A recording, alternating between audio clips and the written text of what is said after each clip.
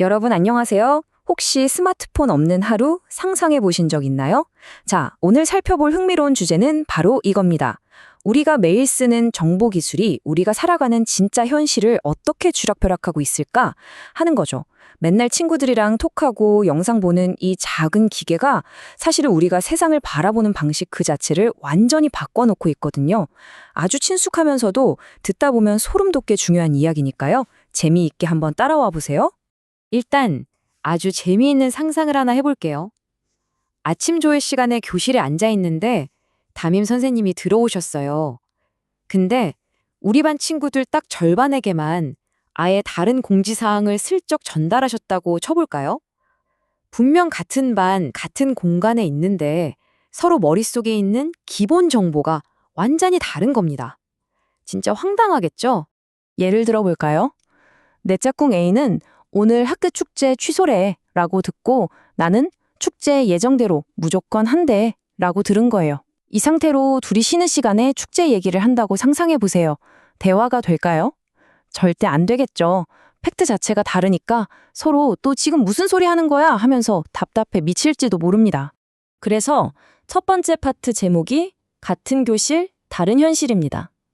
방금 상상해본 이 교실 상황이 정보기술이 우리 사회를 어떻게 만들고 있는지 보여주는 진짜 완벽한 비유거든요. 본격적으로 들어가기 전에 뼈대가 되는 개념 딱 두 개만 짚고 갈게요. 바로 공유된 정보와 규범입니다. 말이 좀 어렵죠? 쉽게 말해서 공유된 정보는 우리 다 알고 있는 팩트고요. 규범은 약속은 지켜야지처럼 우리가 공통으로 받아들이는 룰이나 가치관이에요. 이 두 개가 있어야 사람들이 안 싸우고 대화하면서 사회가 굴러갈 수 있는 거거든요. 한마디로 공동체의 아주 강력한 접착제 같은 겁니다. 두 번째, 1960년대 하나의 커다란 창문입니다. 지금 상황이 얼마나 특이한지 알려면 미디어가 전혀 달랐던 옛날 미국으로 잠깐 타임머신을 타봐야 해요. 1960년대 미국엔 전국구 TV 방송국이 딱 3개뿐이었어요. 믿어지시나요? 주요 신문이나 잡지도 손에 꼽을 정도였고요. 이게 무슨 뜻이냐 하면 그 당시 사람들은 거의 다 똑같은 하나의 커다란 창문을 통해서만 세상을 보고 있었다는 뜻입니다. 이 똑같은 창문이 얼마나 힘이 셌냐면요. 당시 미국의 전설적인 앵커 월터 크론카이트라는 분이 있었는데 이런 말이 돌 정도였어요. 그가 말했다면 그건 진짜 사실이다. 미국이 땅덩어리도 엄청 넓고 사는 방식도 다 다른데 다들 이 똑같은 뉴스를 보니까 적어도 기본적인 팩트는 전국이 똑같이 공유를 했던 거죠. 그러니까 여기서 엄청난 반전은 채널이 몇 개 없어서 답답했을 것 같은 그 환경이 오히려 다채로운 사람들을 하나로 꽉 묶어줬다는 거예요. 똑같은 뉴스를 보니까 공통의 룰이 생기고 자연스럽게 우리는 하나다라는 끈끈한 공동체 의식이 생겨난 거죠. 정보가 하나니까 토대가 튼튼했던 겁니다. 자, 이제 세 번째, SNS 시대 나만의 맞춤형 뉴스로 넘어옵니다. 방금 본 60년대의 하나 된 훈훈한 모습이 2016년 미국 대선 때 어떻게 완전히 박살났는지 한번 살펴볼게요. 제일 중요한 건 정보를 얻는 방식이 완전히 뒤집혔다는 겁니다. 커다란 TV 하나를 다 같이 옹기종기 모여보던 시대에서 이제는 각자 스마트폰으로 철저하게 나한테만 맞춰진 피드를 보는 시대로 전파한 거예요. 이제 우리는 다 다른 창문으로 세상을 봅니다. 이 과정이 어떻게 일어나는지 아주 객관적으로 딱 분해해 볼게요. 1단계, 여러분이 특정 글에 좋아요를 누릅니다. 2단계, 똑똑한 알고리즘이 아하, 이런 거 좋아하는구나 하고 학습을 쫙 해요. 3단계, 여러분 입맛에 딱 맞는 비슷한 생각의 게시물만 계속 먹여줍니다. 재밌게 해주려고 만든 기술인데 결국 꼬리에 꼬리를 무는 무한루프 안에 우리를 가둬버리는 거죠. 2016년 미국 대선 때가 딱 이랬어요.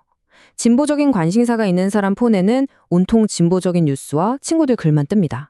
보수적인 성향의 사람 폰에는 보수적인 내용만 도배되고요. 어느 쪽이 옳다 그르다의 문제가 절대 아니에요. 포인트는 기술이 우리를 서로 아예 마주칠 일조차 없는 두 개의 완벽하게 분리된 정보 버블 안에 밀어 넣었다는 사실입니다. 네 번째 섹션, 두동강난 공동체입니다. 우리가 다 같이 공유하던 현실이 짠 하고 사라졌을 때 도대체 무슨 무서운 일이 벌어지는지 한번 파헤쳐 볼게요. 옛날이랑 지금을 딱 붙여서 비교해 보면 소름이 돋습니다. 1960년대엔 같은 방송을 보면서 공통의 룰이 단단해졌잖아요. 근데 지금 맞춤형 피드 시대엔 어떨까요? 각자 보는 팩트가 다르고 그걸 해석하는 가치관도 달라져 버렸습니다. 사회가 굴러가기 위해 꼭 필요한 공통의 규범들이 와르르 무너져 내리고 있는 거죠. 물론 생각이 다른 건 당연하고 좋은 거예요. 민주주의잖아요. 근데 진짜 문제는 의견의 차이가 아니라 사실 자체가 달라졌다는 데 있어요. 나는 진짜라고 찰석같이 믿는데 쟤는 가짜뉴스라고 우기면 대화나 토론을 시작할 수 있는 첫 단추 자체가 아예 사라진 겁니다. 대화가 안 되니 사회 문제도 당연히 못 풀겠죠. 그래서 원문에서는 이렇게 무거운 결론을 내립니다. 어떤 의미에서 미국은 두 개의 별개 공동체로 쪼개지는 것 같았다고요. 나라가 진짜 물리적으로 반토막이 났다는 게 아니에요. 같은 하늘 아래에 같은 나라에 살면서도 알고리즘이 짠 서로 다른 현실에 갇혀 있으니까 마치 남남처럼 쫙 갈라지고 있다는 걸 꼬집은 거죠. 자, 이제 마지막 5번째입니다. 오늘 내용 완전 이해하셨죠? 이 엄청난 현상을 설명할 때 꼭 나오는 핵심 영어 단어 2개만 빠르게 챙겨가겠습니다. 첫 번째, Tailored News Feeds, 즉 맞춤형 뉴스피드입니다. 테일러가 양복 만드는 재단사잖아요. 내 입맛과 취향에 딱 맞게 정교하게 잘라 붙여진 뉴스라는 뜻이에요. 세상을 보는 여러분 눈에 쓰인 나만의 전용 맞춤 필터라고 생각하시면 아주 쉽습니다. 두 번째는 오늘 이야기의 하이라이트를 장식할 단어 fragmenting, 파편화입니다.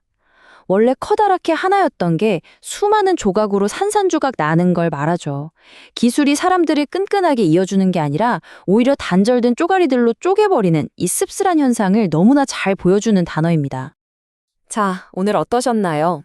이따가 여러분의 스마트폰을 열어서 쇼폼이나 피드를 무심코 넘기실 때 이 질문을 꼭 한번 떠올려 보셨으면 좋겠어요. 내 주머니 속 이 기술은 나를 세상과 연결해주고 있을까? 아니면 나 듣기 좋은 소리만 나오는 방에 나를 조용히 가두고 있을까? 당연했던 일상이 좀 다르게 보이지 않나요? 오늘 준비한 내용은 여기까지입니다. 다음에 또 흥미로운 이야기로 만나요.